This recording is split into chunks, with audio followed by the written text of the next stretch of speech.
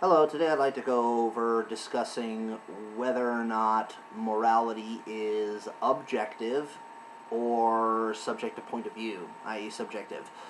And I'd like to start off by saying that if you believe that morality is subject to point of view or up for interpretation given the circumstances in play, that you are doing so out of either conscious or subconscious bias in your favor.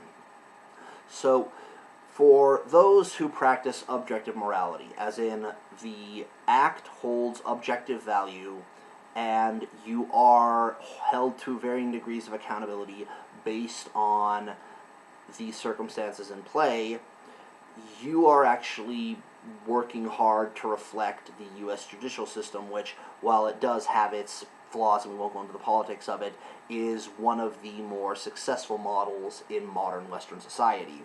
Whereas if you are saying that morality holds subjective value, and that good and evil, right and wrong are subject, the action itself is subject to interpretation of the circumstance at the time, here's the problem with that.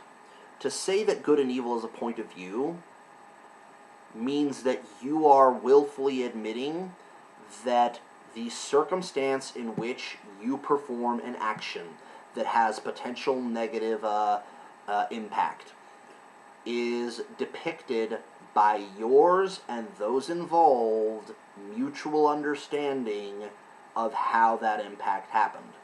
There are a number of things wrong with that.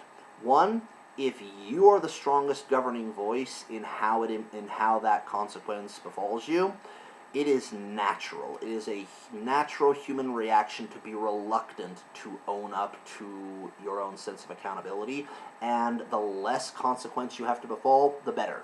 That's human nature. You're already choosing an ideology that favors you. If right and wrong is subject to point of view, then you are setting it up so that your justification makes your consequence that much less.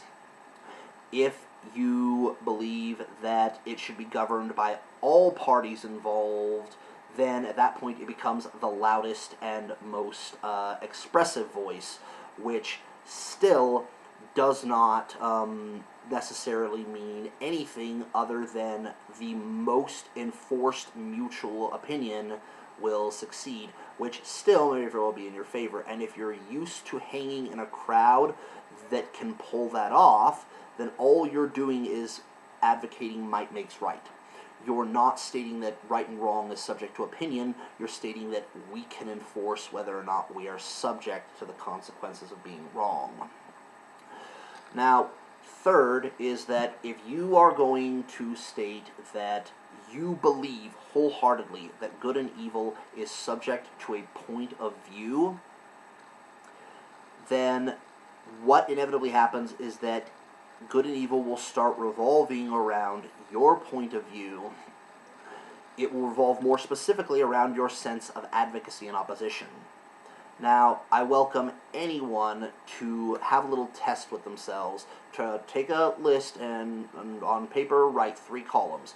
1 is a list of things you advocate, 2 is a list of things you oppose, and 3 is a list of things you are indifferent to, you generally don't care about. Now, I encourage you to make this list as lengthy as you can. Then find 3 different means of tallying. 1, to tally everything that you find objectively right. 2, to find everything and tally everything you find objectively wrong. And 3, to find everything and tally that you find objectively, not objectively, but subject to opinion. It has 0 objective value. It is utterly subjective. Most people who take this test will find what they believe in to have most, if not all, of the tallies of objectively right, what they oppose to hold most of the tallies for what is objectively wrong, and what they find indifferent to will be objectively subject to opinion. Because of course it's subject to opinion, you don't care about it. Now, that is a truth that will affect many people, and I encourage you to take this test if you don't believe me. Now, by the way, I don't care if you want to share the opinion. In fact, I prefer you not. If you share the test results, I'm likely to ignore it. Just on the note, those who practice moral relativism often do not intentionally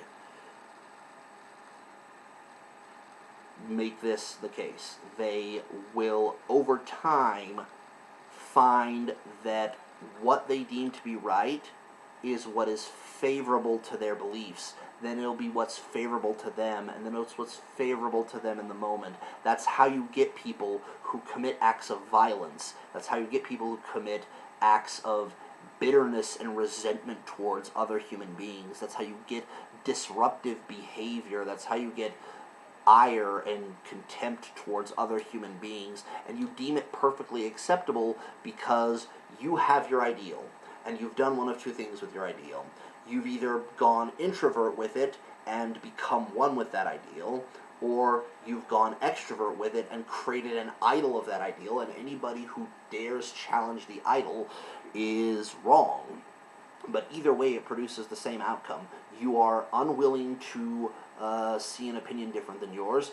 You are aggressive and bitter towards those who disagree with you, and that point of fact is the very nature of bigotry. So if you are unwilling to acknowledge somebody else's opinion, and by the way, you're not obligated to say they're right, you're not obligated to convince people to change their ways, or you're not obligated to change your ways. You're not obligated to do an extreme submission or let go of your beliefs, but to acknowledge the validity of an opposing belief is the nature of an intelligent and mature human being. And the fact that you cannot acknowledge validity outside of your ideology, point of fact, makes you a bigot. And the fact that you can't see that you've become a bigot all the more enforces it. So I'm going to invite everyone to try that test I just gave, and well, we'll see how stuck in your beliefs you are. Until next time, everybody, peace.